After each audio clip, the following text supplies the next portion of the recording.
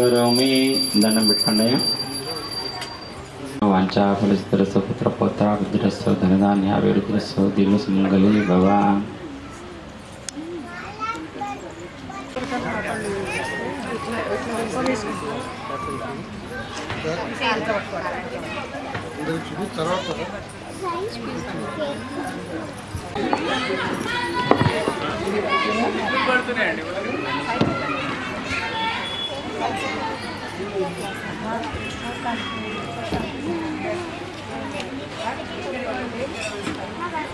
देवी नारायणी नमः ब्रह्मा दुर्गा देवताभिधम ब्रह्म गायत्री देवताभिधम ఇది సువర్ణ మంత్ర పుష్పం సమర్పయామి. అమ్మవారి పాదాల దగ్గర వేసి దండం పెట్టుకోండి. సువర్ణ మంత్ర పుష్పానంతరం ఆత్మ నమస్కార సమర్పయామి. అపసంభవం రాయమా కృపయా దేవా శ్రీ విష్ణునాశనగతవస్థలాన్ని దాశనాథమిశ్రణమంతస్క కారణ భావని రక్ష రక్ష శ్రీ గాయత్రి దేవతాభ్యునం సింహ రక్ష రక్ష శ్రీ దుర్గా దేవతాభ్యునమ ఆత్మ నమస్కార సమర్పయామి. నమస్కారయామి ఆందోళనకారం వహామి అశ్వరామి గజోరా. ఇక్కడ ఒక భక్తురాలు గాయత్రి మంత్ర జపం చెప్తుంది. అందరూ ఆమెతో పాటు చెప్పండి. తస్య వితర్వరేణ్యం వర్గో దేవస్య ధీమహి ధియో యో న ప్రచోదయాత్. ఓం భూర్భువః. నిన్నటి రోజు నాడు మనము శ్రీ బాలాత్రిపుర సుందరి దేవిగా అమ్మవారిని మనం ఆరాధించినాము. దానికంటే ముందుగా మనము ఏ నవరాత్రుల మొదలు పూజలు చేసినా కానీ ఫస్ట్గా దుర్గాదేవి రూపంలోనే ఫస్ట్ మనము పూజా కార్యక్రమం చేసుకుంటాము. మొదటి మనకు ఈ నవరాత్రులలో ఏంటంటే నార్మల్గా మనము ప్రతి ఏడాది 10 రోజులు మనం పండుగ చేసుకుంటాం. ఈసారి 11 రోజులు వచ్చింది. ఇందులో ఒక అమ్మవారు ఎక్స్ట్రా వచ్చింది. ఆ అమ్మవారు ఎవరో మీకు తెలుసు, చెప్పండి. మహాచండీ కూడా వచ్చింది కదా.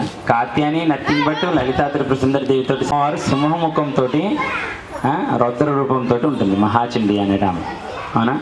ఆ విధంగా ఉంటుంది. అయితే ఈరోజు మనము శ్రీ గాయత్రి దేవిగా మనం పూజ చేసుకుంటున్నాము. సకల దేవ స్వరూపునిగా గాయత్రి దేవిని మనము అన్ని మంత్రాలకి మూలశక్తి మాతగా మనము కొలవడం జరుగుతుంది. ముక్తి, విద్రుమ, హేమ, నీల, ధవల వర్ణాలతో కలిగి 5 ముఖాలతోటి అమ్మవారు మనకు దర్శనమిస్తుందంట. శంఖము, చక్రము, గద, అంకుశము ధరించి మనకు అమ్మవారు ఆయుధాలను ధరించి దర్శనం కూడా ఇస్తుందంట. ఆదిశంకరాచార్యులు గాయత్రి దేవిని అనంత శక్తి స్వరూపినిగా కొలవడం జరిగింది.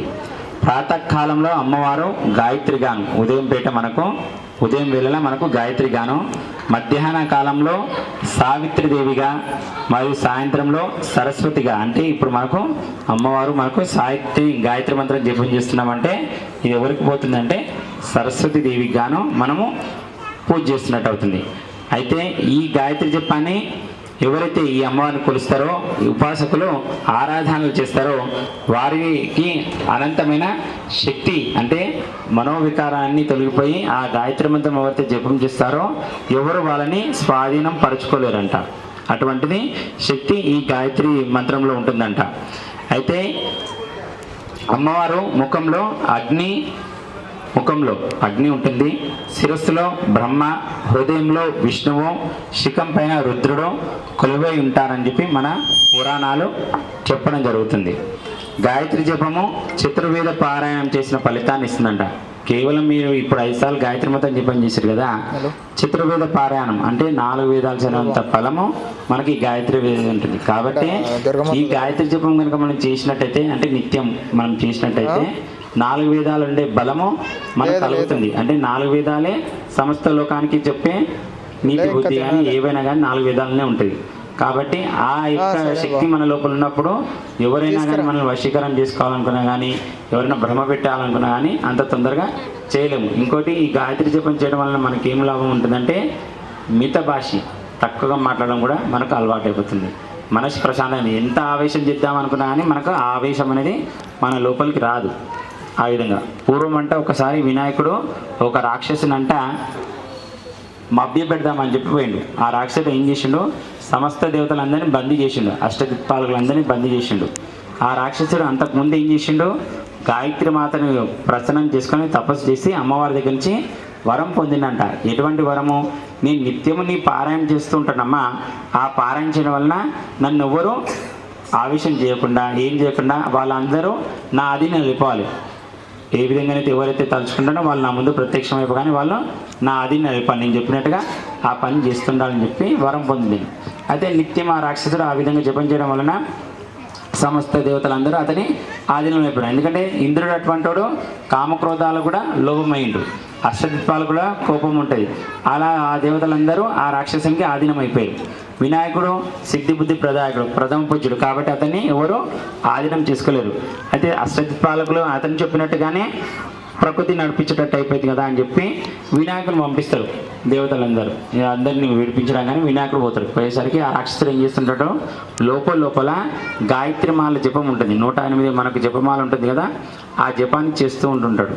అయితే వినాయకుడు పోతాడు, పోయి ఆ రాక్షసుని మభ్యపెట్టి తన మాటలలో పెట్టి ఏదైనా సరే ఈ దేవతలను విడిపించుకొని పోదా. అంటే ఆ రాక్షసుడే కానీ ఎటువంటి రాక్షసుడు ఎవరిని బాధ పెట్టాడు, ఎవరిని స్వాధీనం చేసుకోవాలనుకుంటాడో వాళ్ళను పిలిపించి చేసుకొని ఇతని గాయత్రి జపంతో అతని మంచి వాక్యంతో వాళ్ళని వశం చేసేసుకొని బందీ చేసేస్తున్నాడు. ఒక్క బాధ పెడతలేడు, చేస్తలేడు, ఎవరి రాజ్యాలపై యుద్ధం చేస్తలేడు, ఏం చేస్తలేడు. నిత్యం మిత భాషగా తక్కువ మాట్లాడుకుంటూ ఎదుటి వ్యక్తిని ఆకర్షించుకొని తన స్వాధీనం చేసుకునే తీరులో అటువంటి రాక్షసుడు. అయితే వినాయకుడు పోతాడు, ఎంత మాటలు మాట్లాడి మభ్యపెట్టి ఆ రాక్షసుని కోపం తెప్పిద్దామని ప్రయత్నం చేస్తున్నా కానీ చేసుకోలేకపోతుంటాడు. అప్పుడు వినాయకుని కంట సాయంత్రం వేళలా అయిపోతుంది. పొద్దు నుంచి మాట్లాడుతూ ఉంటుంటాడు, సాయంత్రం అవుతుంది. అయ్యేసరికి కొద్ది నిమిషం ఆగు వినాయక, నేను కొద్దిగా సంధ్యావందనం చేసుకొని నీతో మాట్లాడతా అని చెప్తాను అంటాడు. అనగానే ఈ రాక్షసునికి ఇంత సద్బుద్ధి ఇక్కడి నుంచి వచ్చింది, సంధ్యావందనం చేసుకోవడం ఏంది, రాక్షసులు ఎప్పుడు పడితే అప్పుడు తినడము, ఎప్పుడు పడితే అప్పుడు పడుకోవడం, అటువంటి లక్షణాలు ఉండాలి కానీ ఇంత విధంగా ఉన్నాడని చెప్పి వినాయకుడు ఆశ్చర్యపోతాడు. ఆశ్చర్యపోయి సరే చేసుకున్నాక తర్వాత మాట్లాడదాంలే, అప్పుడైనా కొద్దిగా మార్పు రావచ్చేమని చెప్పి ఎదురు చూస్తాడు. చూడగానే సంధ్యావందనం పూర్తి చేసుకొని రాక్షసుని దగ్గరికి పోతుంటాడు. పోయేసరికి కూర్చొని ఇంకొక సంధ్యావందనం అయిపోయాక 2 నిమిషాలు జపం చేసుకొని నీతో మాట్లాడతాను అంటాడు. సరే ఏం జపం చేస్తున్నాడు అని చెప్పి ఇట్లా లోపల చేస్తుంటాడు కదా. చేస్తుంటే వినాయకుని చెవులు పెద్దగా ఉంటాయి, చిన్న శబ్దం వినబడ్డా కానీ ఆయనకు చెవులకు చేరుతుందంట. మిగిలిన దేవతలందరికీ కుండలాలు ఉంటాయి, కుండలంతో ఏం చెప్పినా వినబడదు, వాళ్ళకి అడ్డం పోతుంది మన మాట. వినాయకునికి మాత్రం అంత పెద్ద కుండలాలు ఎవరు చేయించలేదు. మీరు చేపిస్తా అంటే నెక్స్ట్ వినాయక చవితి పెట్టిస్తాను, సరేనా. అయితే ఆ రాక్షసుడు జపం చేస్తుంటాడు. అయితే లోపల ఏం జపం చేస్తున్నా అని చెప్పి ఆయన చెవులు కొద్దిగా ఏకాగ్రతతోటి వింటుంటాడు. వినేసరికి గాయత్రి జపం చేస్తుంటాడు.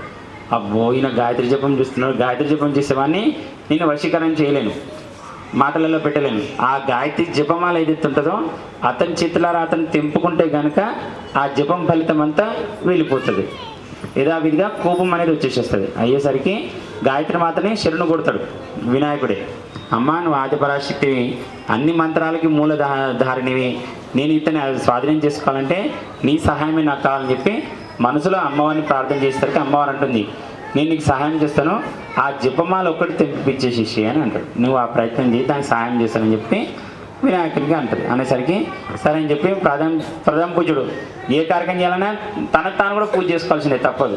నేను ఆ చేయనందుకే నాకు ఇప్పటి నుంచి మీరు 2-3 రోజులు ఈయనతో సంభాషణ అయింది కదా అని చెప్పి ఆలోచించి తనకు తాను ఒకసారి దండం పెట్టుకుంటాడు, చేసుకొని మాట్లాడతాడు. ఆయనతో మాట్లాడేసరికి అప్పుడు ఆ రాక్షసుడు అన్నాడు, నువ్వు ఏదో జపం చేస్తున్నావు కదా ఇంత రాక్షసుని, ఇంకా జపం ఎందుకు, నీ లోపలనే అమ్మవారు ఉంది, గాయత్రి జపం చేస్తున్నావు అంటే నువ్వు లోపల అమ్మవారు ఆహ్వాయింది కదా, ఇంకా జపమాలతో ఏం పని ఉంది, నువ్వు లోపలనే జపం చేసుకున్నట్టయితే అమ్మవారే నీకు వరం ఇచ్చేసింది, గాయత్రి ఉపాసకుడివి అవునా, అమ్మవారే సాక్షాత్ నియమబడినప్పుడు ఇంక ఈ జపమాలతో నీకేం పని ఉంది నాయన, అమ్మవారే వరం ఇచ్చింది కదా, ఇంకా దాంతో నన్ను వశీకరణం చేసుకున్నావు, ఇంకా నేనే ఇంకా ఏం కావాలి నీకు అని చెప్పి అనేసరికి ఇది కూడా నిజమే కదా, అమ్మవారే నాకు సాక్షాత్ వరం ఇచ్చింది, నేను నీ జపం చేసుకొని నేను ఉపాసకం చేసుకుంటే నాకు ఏది ఆ వశీకరణం అందరూ ఏదైతే బందీలు అయిపోవాలని చెప్పి కోరుకున్నా కదా, మరి ఈ జపమాలతో ఏం పని, ఈయన చెప్పిన మాట కూడా నిజమే కదా అని చెప్పి ఒక్క చిన్న ఆలోచన ఇట్లా తిరుగుతుంది. తిరగగానే అప్పుడు అతని బుద్ధి అనేది భ్రమించేసేస్తుంది. సరస్వతీదేవికి ఒక్క చిన్న అవకాశం చాలు, నాలుక మీద కూర్చొని వెంబడే మతి భ్రమించడానికి.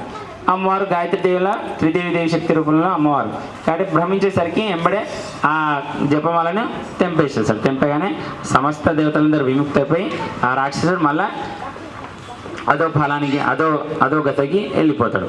ఇది గాయత్రి యొక్క జపం యొక్క మహిమ ఏ విధంగా ఉంటుందో మీకు చెప్తున్నాను. జయ బోలో గాయత్రి మాతాకి జై.